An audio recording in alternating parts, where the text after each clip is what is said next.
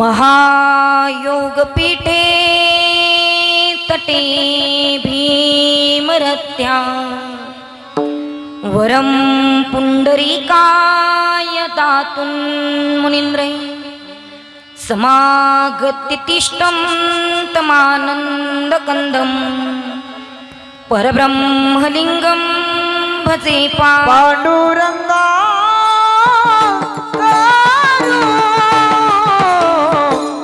प्रतामान मना पांडुरंगा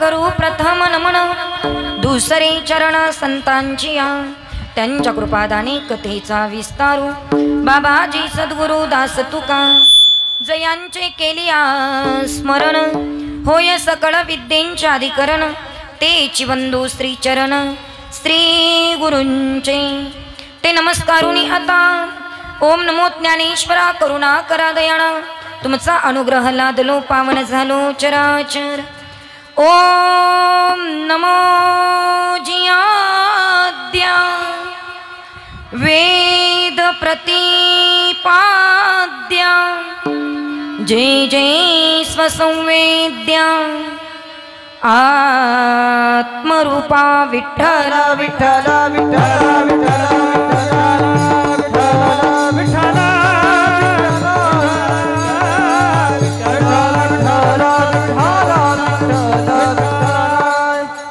अनादि अंबिका भगवती अनादि अंबिका भगवती बोध परणी घेऊनी हती पोत ज्ञानाचा पाजळती उदो उदो भक्त नाचती गोंधळा येई ओ जगदंबे गोंधळा येई ओ मूळ पीठ तू अंबे गोंधळा येई ओ जगदंबे। प्रस्तुत प्राप्त प्रसंगी कीर्तन रूपी सेवेकरिता निवडलेला अभंग महान भागवत भक्त भक्तीतले शिरोमणी ज्ञानातले शिरोमणी असणारे एकनाथ महाराज यांचा अत्यंत महत्त्वाचा बहुतेकांच्या परिचित असणारा साधा सोपा फक्त 3 चरणाचा अत्यंत महत्त्वाचा त्या भगवंती भगवती मातेचं देवीचं तात्विक स्वरूप समजून सांगणारा अभंग आज या ठिकाणी अखंड हरिनाम सप्ताहाच्या 3ऱ्या दिवसाच्या सेवेकरिता निवडलेला आहे. विठ्ठल विठ्ठल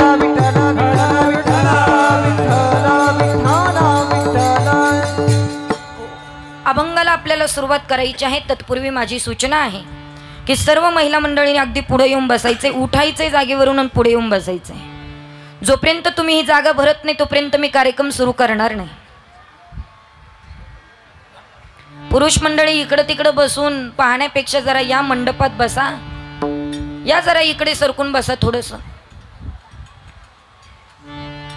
सगळी जागा भरायची पहिले. सर्व महिलांना सूचना आहे, मागच्या महिला बोलणे खाण्याच्या आधी उठा, या पुढे सरका. आजी पुढे सरका, तुम्ही जा ना चोपदार तुम्ही.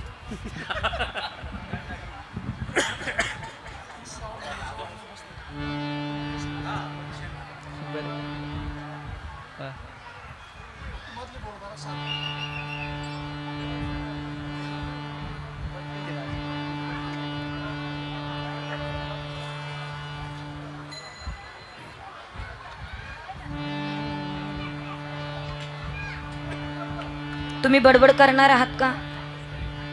अजिबात नाही ना. बडबड करायची असेल तर आधी सांगते बाजूला बसा. आणि कीर्तन चालू झाल्यापासून तर शेवटपर्यंत तुम्हाला उठता येणार नाही.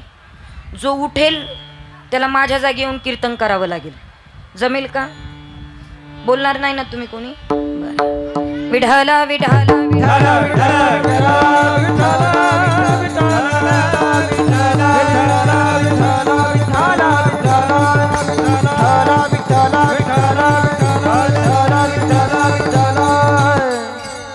अभंग एकनाथ महाराजांचा आहे. अभंग अगदी सोपा आहे. अभंग काही फार अवघड नाहीये.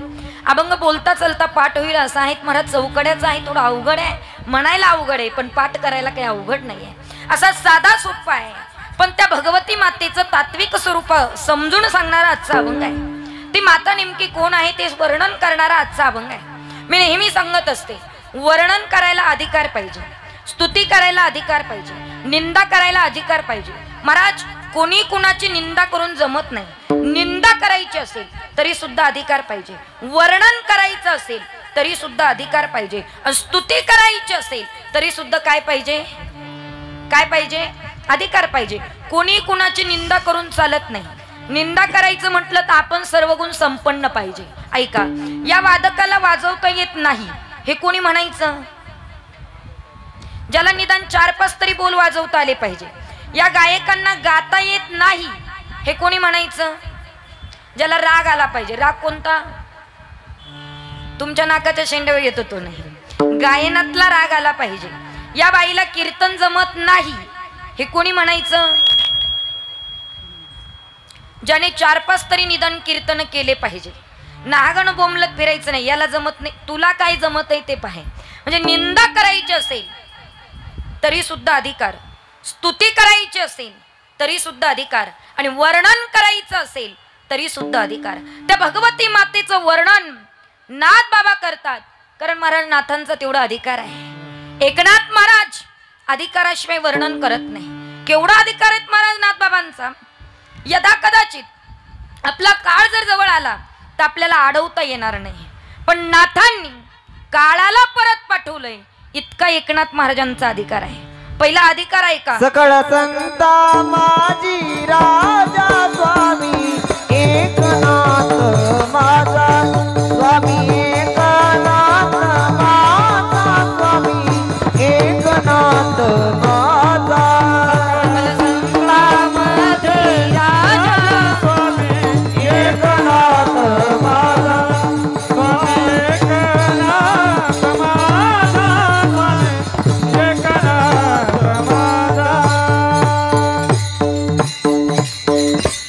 सकल संतांमध्ये राजा स्वामी एकनाथ माझा. सर्व संतांचा राजा एकनाथ महाराजांना सांगितलेत. महाराज याची शिट्टी पहिली बंद करा माऊली. फॅनमुळे होतंय का? करा बंद. मग फॅन बंद करा. जाऊ दे, होऊ द्या गरम, पण लोकांपर्यंत माझं व्यवस्थित पोहोचणं गरजेचं आहे. विठाला विठाला विठाला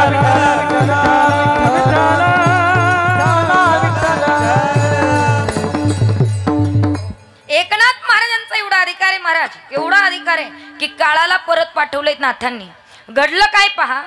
नाथबाबांनी देह ठेवला, विचार केला आता आपलं कार्य आटोपलंय, आपण गेलं पाहिजे. संतांचं जीवन एका शब्दात सांगताय का, संत कार्य कारणाशिवाय येत नाही आणि कार्य आटोपल्यावर एक दिवस सुद्धा यश राहत नाही, त्यांना संत म्हणा. ऐकताय ना तुम्ही, संत कारणाशिवाय येत नाही आणि कार्य आटोपल्यावर एक दिवस सुद्धा जास्त राहत नाही, त्यांना संत म्हणा.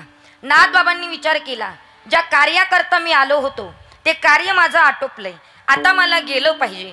नाथांनी देह ठेवला, 4 खांद्यावर प्रेत यात्रा निघाली. सगळी लोक प्रेत यात्रेला आहे, पण खांदेकरी होते ना महाराज, ते नाथबाबांचे भाऊबंदच होते. कारण तुम्ही किती वाईट वागलात तरी खांदा भाऊबंदालाच द्यावा लागतो. खरं आहे का खोटं आहे? म्हणून मरता मरता तरी भाऊबंदाशी चांगलं बोला. काय म्हणणं आहे तुमचं?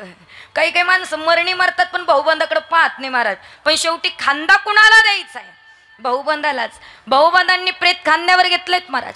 प्रेत निघालंय आणि निघाल्याच्या बरोबर पुढचे जे 2 खांदेकरी होते ना, ते कट्ट यांचे मात्र त्या ठिकाणी विचार करणारे होते. भगवान परमात्म्याच्या विरोधातले असल्या कारणानं ते पुढचे 2 खांदेकरी एकमेकाशी चर्चा करायला लागले. काय चर्चा करत होते ऐका. ते दोघंही एकमेकाला म्हणत होते, का रे पाहायला गेलं तर लय परमार्थात काळ घातला, पाहायला गेलं तर लय साधनेत काळ घातला, लय आकडून परमार्थ केला, पाहायला गेलं तर आपल्याच खांद्यावर येऊन बसला. नाथबाबा तिरडीवर उठून बसले. काय तिरडीवर? नाथबाबा म्हटले, का रे बाबांनो, माझा तुम्हाला त्रास तरी काय झाला ते तरी सांगा.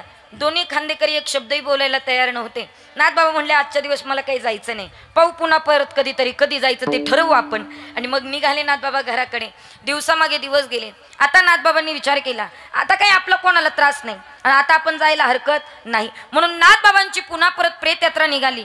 त्याच खांदेकऱ्यांनी पुन्हा खांदा दिला होता, पण प्रेत यात्रा निघाल्याच्या नंतर ते खांदेकरी एकमेकाशी बोलू लागले. आता काही झालं तरी एक शब्द सुद्धा बोलायचं नाही, राम नाम सत्य सुद्धा बोलायचं नाही. कारण हे गिराईक कधी उठून बसेल याचा काही भरोसा नाही, अजिबात नाही. आणि म्हणून प्रेत यात्रा निघाली. हे राम नाम सत्य सुद्धा बोलत नव्हते महाराज. पण काय झालं, प्रेत यात्रा जिथून चालली ना, तिथून एक बाई तिच्या मुलीला घेऊन चालली होती. तिची मुलगी पहिल्याच मुळाला आली होती. प्रेत यात्रा आडवी गेली आणि ती बाई म्हणली, का ग याला काय आजच जायचं होतं का? माझी मुलगी पहिल्याच मुळाला आली, आज हा गेला, उद्या गेला असता तर काही बिघडलं असतं का? महाराज असं बोलल्याबरोबर तेवढ्यात नाथबाबा पुन्हा परत तिरडीवर उठून बसले. ते पुढचे 2 खांदेकरी होते ना, खांदेकरी, ते एकमेकाला म्हणायला लागले, नाथबाबा पांडुरंगाची शपथ एक शब्द सुद्धा बोललो नाही. खरंच नाही बोललो. नाथबाबा म्हणले, तुमची मला अडचणच नाही. मग झालं काय? तिरडीवर उठून का बसले? नाथबाबा म्हणले, ती बाई येते ना, तिची मुलगी पहिल्याच मुळाला आली होती, तिचे 5 मुळं होसतो, मी काही जाणार नाही. नाथबाबा पुन्हा परत महाराज घराकडे निघाले. नाथबाबांनी विचार केला, आता काही या लोकांमधनं जाण्यात काही तथ्य नाहीये, आता नाही. मग नाथबाबांनी जलसमाधी घेतली. मला एवढंच सांगायचं आहे की काळाला परत पाठवणारे एकनाथ महाराज अधिकार इतका मोठा आहे म्हणून त्या देवीचं वर्णन करतात. कारण देवीचं वर्णन करण्याकरता अधिकार पाहिजे आणि माझ्या नाथांचा अधिकार तेवढा होता म्हणून त्या भगवती मातेचं वर्णन करतात. आता ऐका, ज्या देवीचं वर्णन केलं ना महाराज, ती नेमकी कुठून आली, कशी आली, जिची उपासना करतोय, जिची साधना करतोय, जी आपलं उपास्य दैवत आहे, जिची साधना रात्रंदिवस चालू आहे, ती नेमकी प्रगट तरी कुठून झाली? असा जर प्रश्न आपल्या मनात पडत असेल तर आपण देवीची भक्ती करतोय असं म्हणा. नाही तर आलाय नवरात्र, केलाय दांडिया सुरून, गेला बरोबर नवरात्र, पुढच्या नवरात्राची वाट, याला काही म्हणत नाही महाराज. मग ज्या देवीची उपासना करतोय ती देवी नेमकी कुठून प्रगट झाली असा जर मला प्रश्न विचारला तर थोडा सूक्ष्म विषय आहे. तुम्हाला कदाचित कंटाळा येण्याची दाट शक्यता आहे. कारण सध्या लोकाला परमार्थ सांगायला लागलं की आळस देतात लोक. सध्या हा हा हु हु विनोदाची कथा गोड वाटे, विनोदाची कथा गोड वाटे, विनोदाची कथा गोड वाटे, विनोदाची कथा गोड वाटे. देवाचे चरित्र नावडे सर्वांना, देवाचे चरित्र नावडे सर्वांना, देवाचे चरित्र नावडे सर्वांना,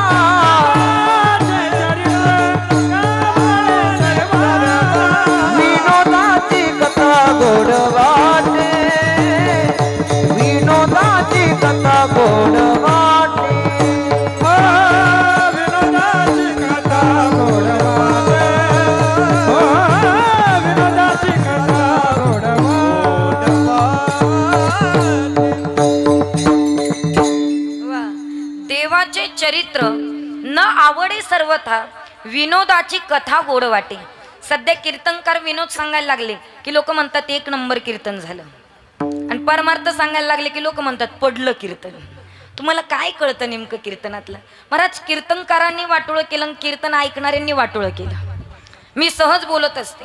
खरं सांगू का, लोक कीर्तनाकडे विनोद म्हणून पाहायला लागले, लोक कीर्तनाकडे टाइमपास म्हणून पाहायला लागले, लोक कीर्तनाकडे विरंगुळा म्हणून पाहायला लागले. पण कीर्तनामध्ये जर भगवत चिंतन घडत नसेल तर त्याला कीर्तन म्हणू नये, या तत्वाची मी आहे. म्हणून मला इतकं सांगायचं आहे की त्या देवीचा अवतार नेमका कुठून झाली, तिचं प्रागट्य कसं झालं, ती जन्माला कुठून आली, तर ऐका.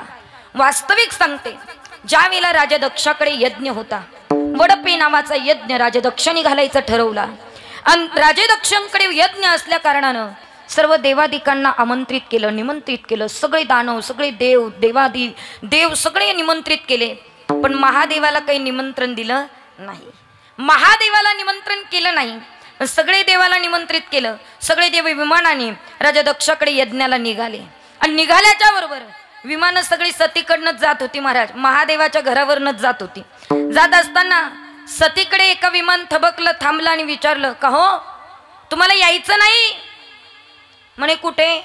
म्हणे तुमचे पिताश्री राजे दक्ष, आणि दक्षांकडे यज्ञ आहे, तुम्हाला यायचं नाही? तुम्हाला माहित नाही?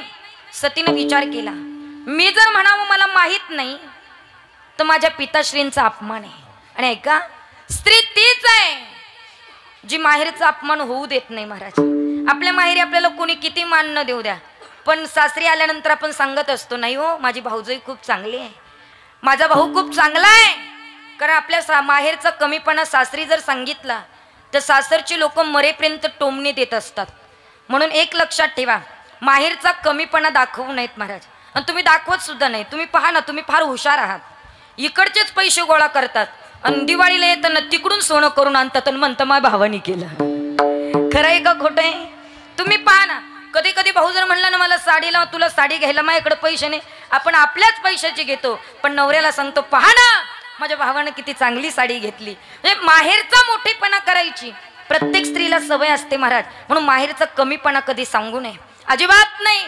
सतीमातेनं विचार केला सतीमातेनं, मी जर म्हणावं माझ्या पित्यानं निमंत्रण नाही दिलं तर माझ्या बापाचा कमीपणा होईल. आता काय म्हणावं याला? त्यांना सांगितलं तुम्ही पुढे जा, आम्ही मागून येतो सांगितल्याच्या नंतर तेवढ्यात महादेवाकडे सतीमाता गेली आणि सांगितलं, देवा आपल्याला जायचंय. म्हणे कुठे?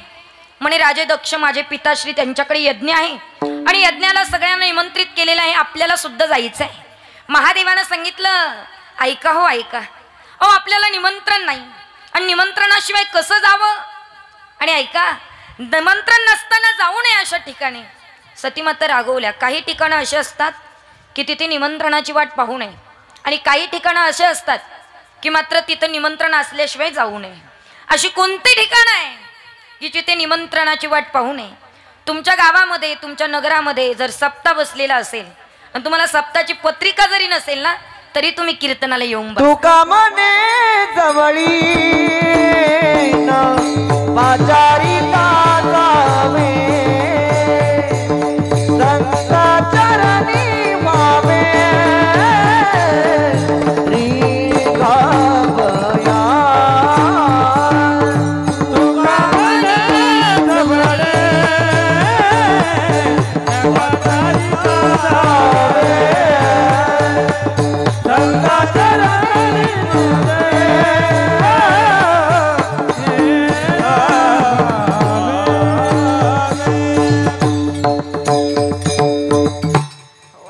परफेक्ट प्रमाण दिलं महाराज.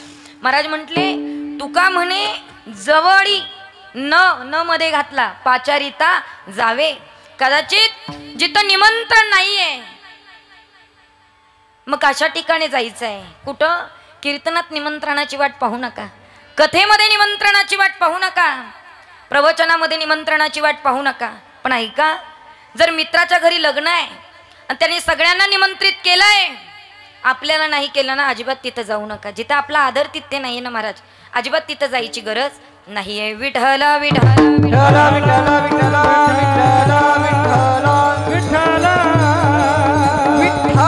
विठ्ठल विठ्ठल विठ्ठल विठ्ठल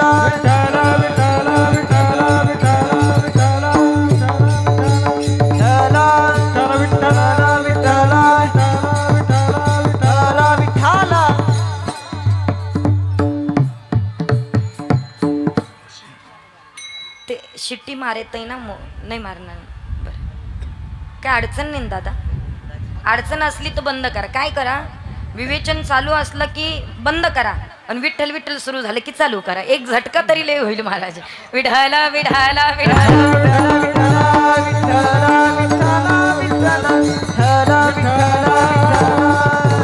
तुका म्हणे जवळी न पाचारिता जावे करता कीर्तनामध्ये कथेमध्ये प्रवचनामध्ये निमंत्रणाची वाट पाहू नका बरं का पण काही ठिकाणं अशी आहे की तिथे निमंत्रण आल्याशिवाय जाऊ नये सासूरवाडीला कार्यक्रम आहे आणि तिथं जर आपल्याला बोलवलं नाही ना तर जावयाने जाऊच नाही महाराज पण सासूरवाडीला जर कार्यक्रम असेल आणि जावाई जर मात्र निघाला आणि त्याला जर म्हणलं निमंत्रण नसताना चालला तो म्हणतो काय खरं नाही सासूमाई गरीब आहे पण तिच्या इतकं प्रेम माझ्यावर कोणी करत नाही आई गेली बाजूला महाराज विशेष आहे सध्या सासूचा आदर करणारी खूप आहे असू द्या आणि तेवढ्यात मात्र त्या ठिकाणी सतीनं सांगितलं नाही देवा जायचंय मला माझ्या वडिलांच्या घरी कार्यक्रम आहे आणि मला गेलं पाहिजे सती रागवल्यात महाराज देव नाही म्हटल्याबरोबर आता खरं सांगू का श्री हट्ट आहे महाराज तो पती कधीच कोणाचं ऐकत नाही पण तिचं ऐकल्याशिवाय काय खरं बोलतात राहू तुम्ही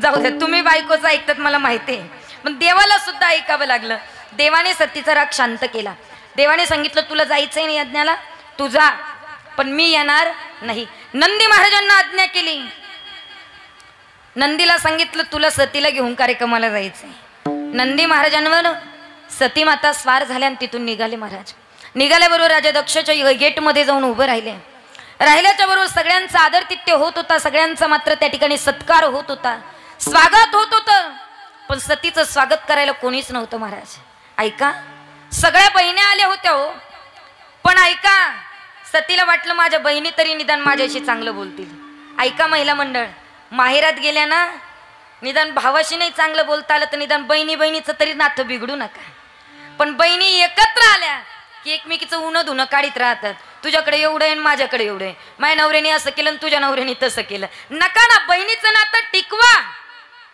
एकमेकीचं उन्ह धुणं नका काढत बसू सतीला एकूण महाराज 15 बहिणी होत्या सती धुणून 16वी 15 बहिणी पाहिल्या सतीला वाटलं माझ्या बहिणी तरी माझ्याशी चांगलं बोलतील एक बहीण पुढे आली महाराज सतीकडे पाहिल्या बरोबर पहिली बहीण सतीला म्हटली काय बोलली असेल चांगलं नाही बोलली महाराज ती म्हणली का ग अजून बंगला बिंगला बांधला की नाही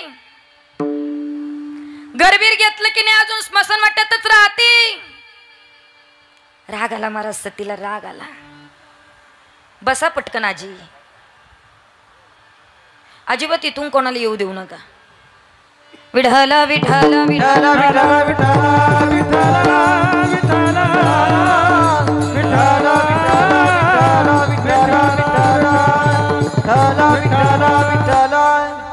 दुसरी बहीण उठली आणि सतीशी बोलायला लागली का ग तुझा नवरा अजून काही कपडे बिपडे घालतो का नाही कारण अजून व्याघ्रांबरच गुंडाळून बसलाय राग आला महाराज राग आला एक एक बहीण उन्ह धुणं काढायला लागली सतीला वाटलं बाप तरी चांगलं बोलल महाराज बाप काय म्हटलं असेल सतीला का ग तुला कोणी निमंत्रण दिलं होतं का आलीस तू इथं किती वाईट वाटलं असेल आपण जर आपल्या माहेरी गेलो आपले वडील जर आपल्याशी असं बोलले किती वाईट वाटतं महाराज आणि तसंच सतीला वाईट वाटलं सगळ्यांना बसायला व्यवस्थापन केलेलं होतं पण महादेवाला व्यवस्थापन नव्हतं महाराज सतीला राग आला आणि मनोमन विचार करायला लागली सती माझे पती जे म्हणत होते ते बरोबर होतं आमंत्रण नसताना जाऊ नये म्हणत होते ते बरोबर होतं अहो सगळ्या जावयांना जागा आहे पण माझ्या पतीला जागा नाहीये आता मी काय म्हणू जाऊन माझ्या पतीला अरे इथून गेले तर माझे पती स्वीकारही करतील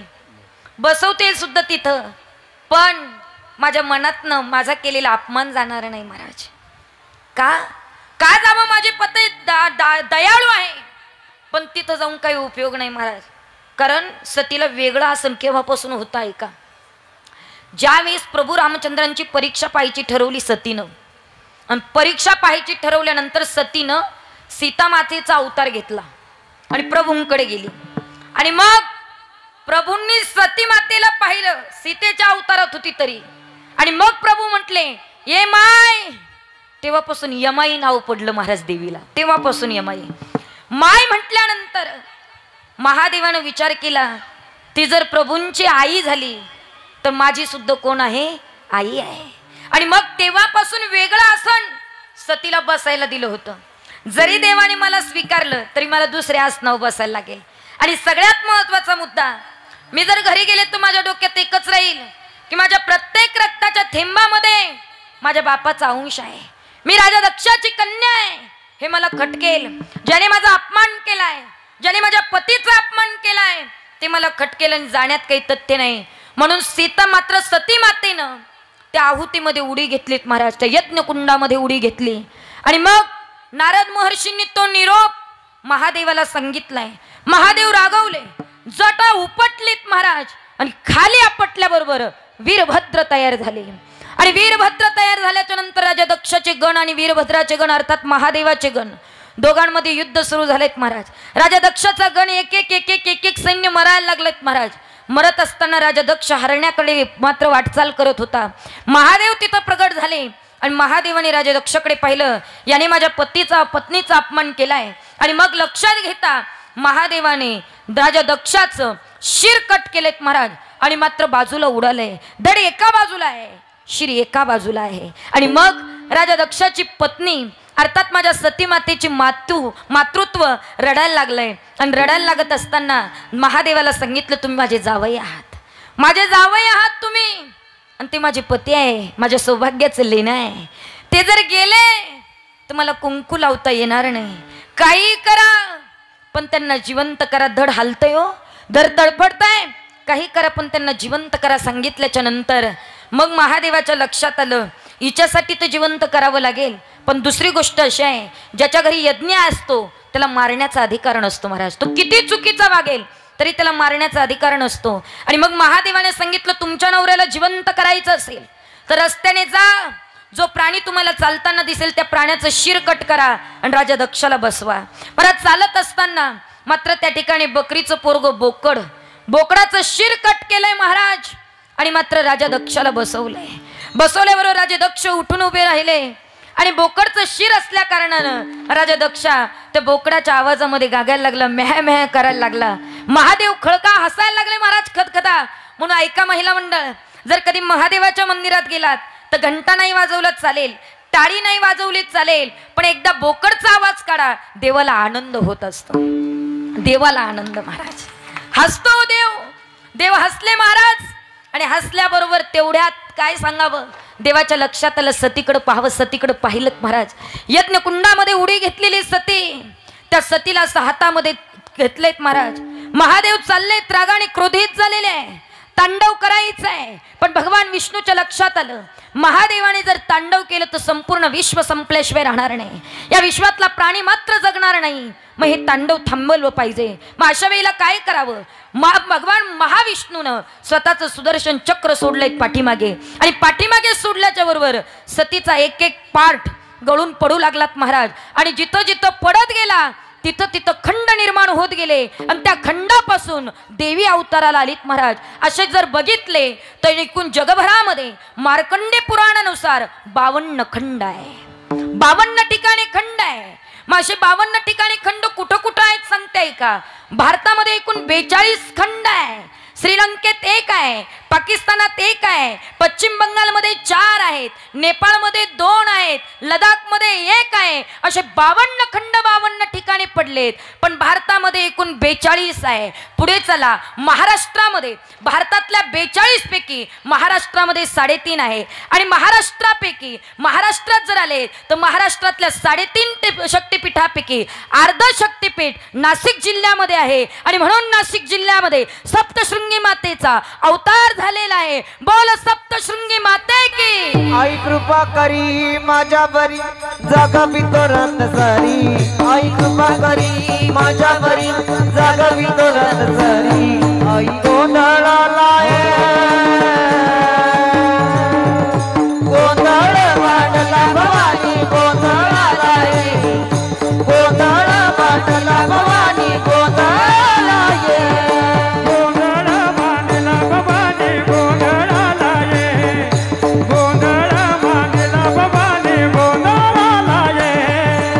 आई भवानी तुझ्या कृपेने नरसिंहाला अगाध महिमा तुझी माऊली वारी संकटाला आई कृपा करी माझ्यावरी जागावी तोरात सारी आई कृपा करी माझ्यावरी जागावी तोरात सारी आई गोंधळाला गोंधळ मांडला भवानी गोंधळाला गोंधळ मांडला भवानी गोंधळाला मोठ्या मनाची आई रेणुका माझी मोठ्या मनाची मोठ्या मनाची आई रेणुका माझी मोठ्या मनाची आई रेणुका माझी मोठ्या मनाची मोठ्या मनाची आई रेणुका माझी मोठ्या मनाची संकट निवारणी दुःख निवारणी मोठ्या मनाची आई रेणुका माझी मोठ्या मनाची आई अंबिका माझी मोठ्या मनाची मोठ्या मनाची